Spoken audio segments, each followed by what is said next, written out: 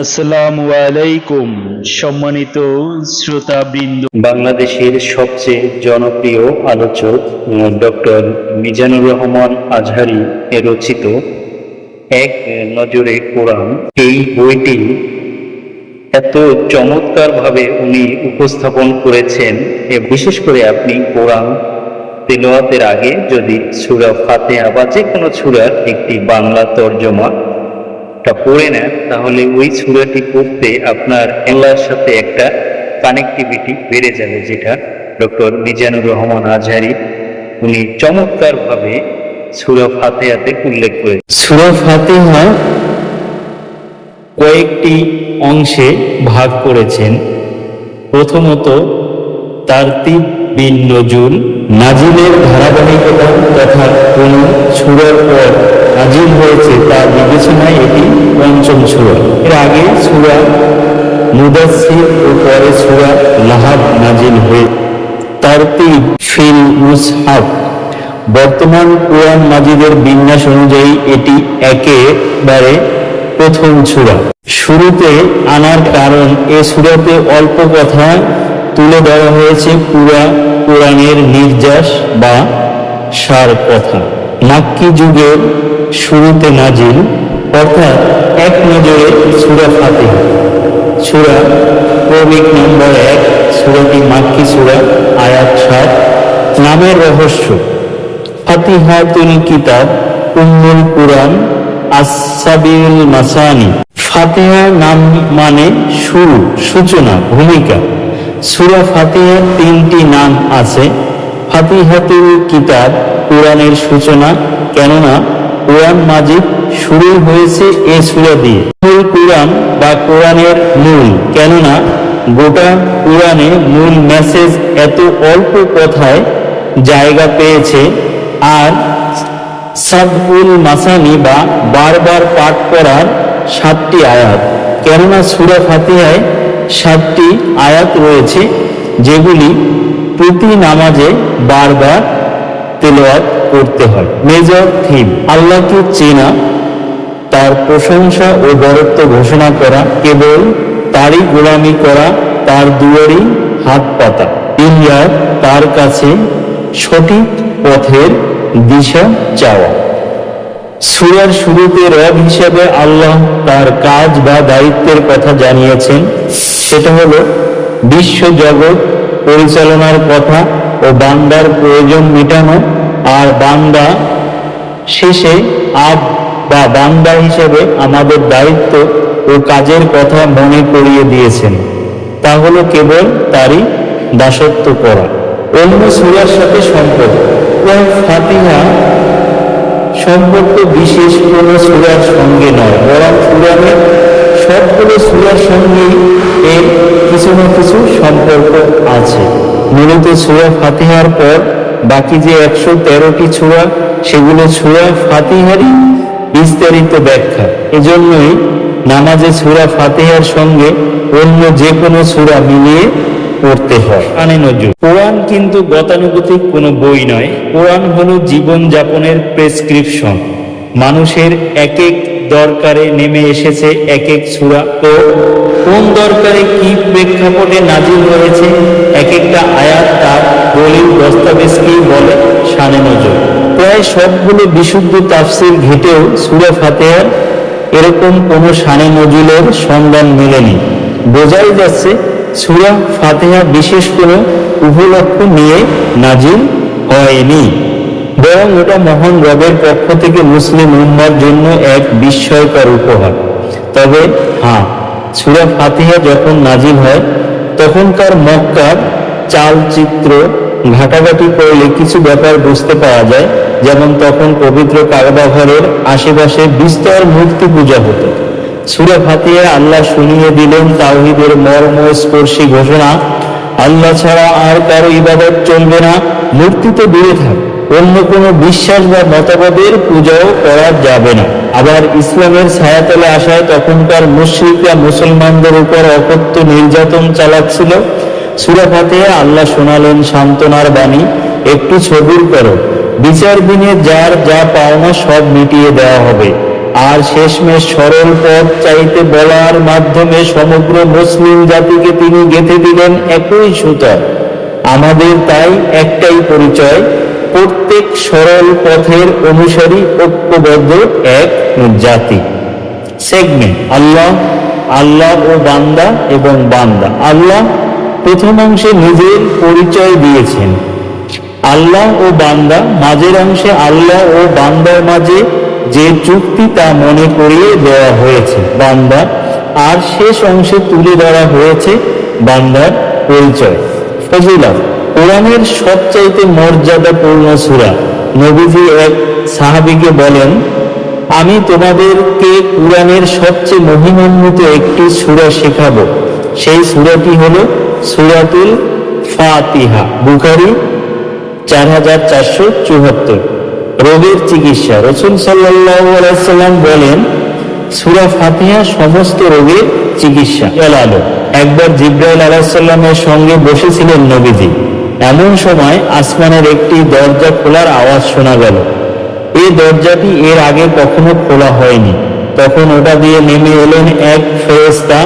নবীজিকে সালাম দিয়ে বললেন, হে আল্লাহর নবী, দুটো আলোর সুসংবাদ গ্রহণ করুন, যে আলো দুটো শুধু আপনাকেই দেওয়া হয়েছে, আপনার আগে কোনো নবীকে দেওয়া হয়নি।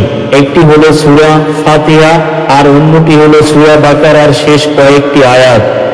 ওখান থেকে একটি হরফ পাঠ করলেও বিনিময়ে আপনাকে প্রতিদান দেওয়া হবে।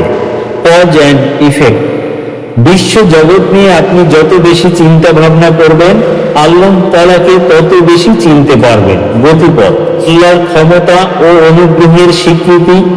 আল্লাহ বিশ্ব জগতের অধিপতি, রাজাধিরাজ। এই বিশেষণগুলো শুধু তার বেলাতেই সাজে। তবে অসীম ক্ষমতার অধিকারী হলেও তিনি তার বান্দার বেলায় ভীষণ দয়াবান। প্রশংসা কেবল তারই।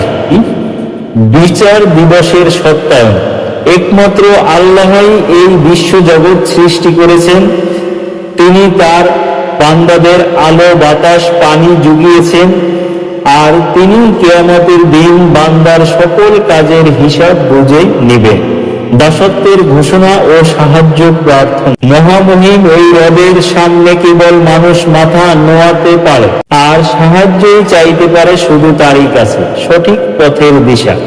তার কাছেই সাহায্য চাইতে হবে, তিনি যেন আমাদেরকে সঠিক পথের দিশা দেন, সেই সাথে বিপদ থেকে আমাদেরকে দূরে সরিয়ে রাখেন। Case study. সূরা ফাতিহা গোটা মানব জাতিকে 3 দলে ভাগ করেছে। সঠিক পথ প্রাপ্ত এক, এদের জ্ঞান আছে ও সে অনুযায়ী কাজ করে। নবী, রাসূল, সিদ্দিক, শহীদ ও বান্দা, সৎ বান্দাগণ। আল্লাহর গজব প্রাপ্ত, জ্ঞান আছে ঠিকই কিন্তু সে অনুযায়ী কাজ করে না। ইহুদিরা এ দলের আওতায়। পথভ্রষ্ট, এরা টুকটাক ধর্মকর্ম করে কিন্তু জ্ঞানের ভিত্তিতে নয়, মানে আমল আছে কিন্তু ইলম নেই। পথভ্রষ্টদের সবচেয়ে ভালো উদাহরণ খ্রিস্টানরা। কোরআনে অসংখ্য ঘটনার মাধ্যমে বারবার আমাদের সামনে এই 3টি দলের পরিচয় স্পষ্ট হয়েছে। এখন আমাদের কাজ হলো সেসব ঘটনা গভীরভাবে দেখা। আমাদের মধ্যে অভিশপ্ত ইহুদিদের স্বভাব ঢুকে পড়ছে কিনা, খ্রিস্টানদের মতো আমরাও ইলম ছাড়াই আমল করে নিজেকে কামেল ভাবছি কিনা, এসব খতিয়ে দেখা। অন্যদিকে সঠিক পথের অনুসারী আমাদের প্রিয় নবী সাল্লাল্লাহু আলাইহি সাল্লাম, নূহ, ইব্রাহিম, মুসা ও অন্যান্য নবী। এছাড়াও সঠিক পথ পেয়েছেন লোকমান ও আসহাবে কাহাবের যুবকেরা। তাদের ঘটনাবলী নিয়েও নিবিড় গবেষণা করে দেখতে হবে আদতে আমরা কতটুকু তাদের অনুসারী হতে পারলাম। ওভারভিউ। আয়াত 1, আল্লাহর নামে শুরু না করলে কোনো কাজই পূর্ণতা পায় না। আয়াত 2, জগতে যত প্রশংসা বাক্য আছে সব আল্লাহর জন্য, যিনি সৃষ্টি করেছেন বিশ্বজগৎ। 3, সমস্ত সৃষ্টি তার প্রতি অফুরান ভালোবাসা। 4, ভালোবাসেন বলে বান্দা যাচ্ছে তাই করবে তা নয়, বিচার দিনে অন্যায় কাজেরও শাস্তি দেবেন তিনি। 5, আল্লাহ রব হিসাবে, তাকে রব হিসাবে চেনার পর প্রথম কাজ তার দাসত্ব করা। 6, যিনি সৃষ্টি করেছেন তিনি সর্বোত্তম পথ প্রদর্শক, তাই তার কাছে সঠিক পথের দিশা চাইতে হবে। 7. অনুসরণ করা চাই পূর্বসূরীদের, যারা সঠিক পথের অনুসারী ছিলেন। 7. জ্ঞান থাকা সত্ত্বেও যারা বিপথে গেছে তথা ইহুদিরা তাদের অনুসরণ নয়। জ্ঞান না থাকার কারণে যারা পথভ্রষ্ট হয়েছে তথা খ্রিস্টানরা, ওদেরও অনুসরণ নয়। রিফ্লেকশন বা তাদাব্বুর। বিসমিল্লাহ কথাটি শুনতে খুব ছোট কিন্তু ভীষণ পাওয়ারফুল। এটা আপনাকে সরাসরি আল্লাহ তাআলার সঙ্গে নেটওয়ার্ক করিয়ে দেয়। কোনো কাজের শুরুতে বিসমিল্লাহ বলা মানে কাজটি এখন আর আপনার একা নয়, বরং আপনার সাহায্যে এগিয়ে আসবেন আল্লাহ নিজেই। বসে না থেকে এগিয়ে আসবেন ফেরেশতারাও। এখানেই শেষ নয়, বিশ্বজগতের সবকিছু আপনার কাজটি বেগবান করতে হয়ে উঠবে তৎপর। এছাড়া বিসমিল্লাহ বলে কোনো সাধারণ দুনিয়াবী কাজ শুরু করলেও তা নেক আমলের খাতায় জমা হবে।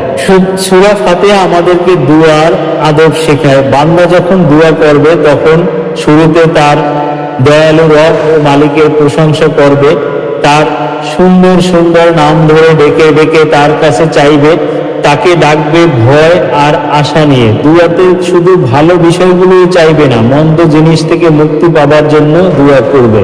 সূরা ফাতিহা আমাদেরকে সঠিক পথ চাইতে বলা হয়েছে।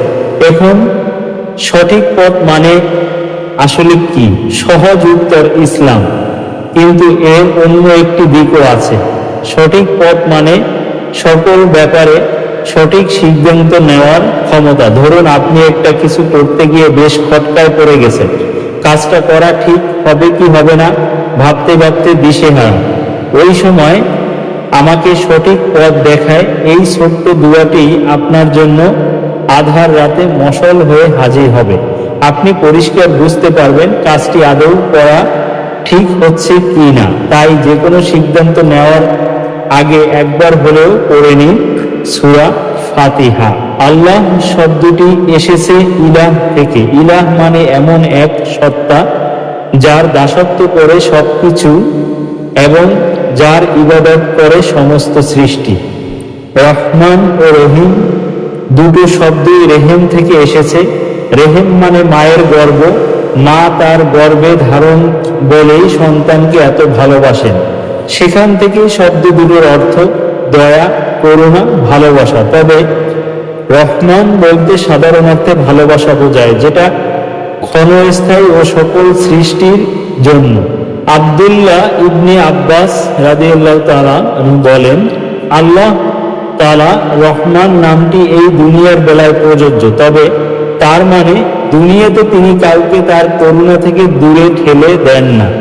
একজন মুমিনকে যেমন রিজিক দেন, বাতাস, অক্সিজেন, খাবার, পানি, একজন কাফিরকেও তিনি এসব নিয়ামত ভোগ করার সুযোগ দেন, কিন্তু পরকালে তিনি তার রহমান গুণটি প্রকাশ করবেন না। মানে অবাধ্য কাফের মুশরিকদের জন্য সেদিন তার কোনো দয়া বা ভালোবাসার ছিটাফোঁটা থাকবে না। রহিম বলতে বিশেষ রকমের ভালোবাসা বোঝায়, যেটা চিরস্থায়ী ও কেবল মুমিন বান্দাদের জন্য।